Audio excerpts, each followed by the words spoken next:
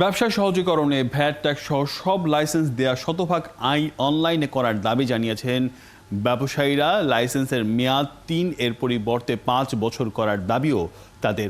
অন্যদিকে বাণিজ্য প্রতিমন্ত্রী বলেন, জনগণের কল্যাণে কার্যক্রম পরিচালনা করলে ব্যবসায়ীদের সব রকম সহযোগিতা দিতে প্রস্তুত সরকার। জাহিদুল ইসলামের প্রতিবেদন। Sheikh Hasina Bangladesh has become one of the ব্যবসা বাণিজ্যের বিভিন্ন সমস্যা এবং সেগুলো দূর করার উপায় নিয়ে মঙ্গলবার এই সেমিনারের আয়োজন করে বিসিসিআই। এই যে ব্যবসায়ী সে বিভিন্ন দাঁড়ে দাঁড়ে ঘুরতে হয় তাকে বিভিন্ন লাইসেন্সের জন্য।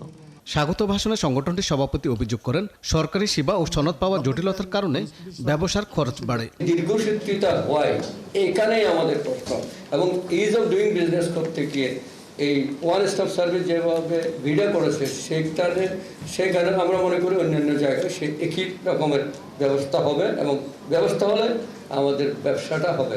এই সময় সিপিডির গবেষণা পরিচালক জানান, বাংলাদেশে নতুন ব্যবসা শুরুর জন্য সরকারি বিভিন্ন সংস্থার ডজনের উপর অনুমোদন ও সনদ নিতে হয়। এগুলো অনলাইনে সহজলভ্য হওয়া দরকার। সকল বিজনেসম্যানের যদি সিঙ্গেল একটা বিন নম্বর থাকে, তাহলে ওই নম্বরের ভিত্তিতে যে কোনো ধরনের ডকুমেন্ট যদি যে যেখানে কাজ করছেন সেখান থেকে গভর্নমেন্টের যে অফিস তিনি চেক করে দেখবেন যে হ্যাঁ তার ওগুলো আপ টু ডেট আছে কিনা।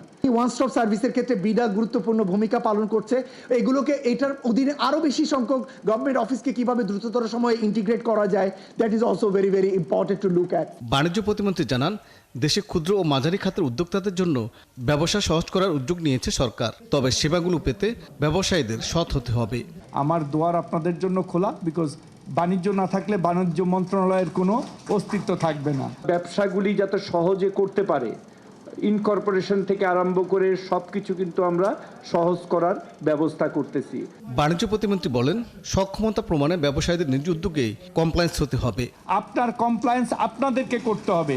জাহিদুল ইসলাম, ৭১, ঢাকা।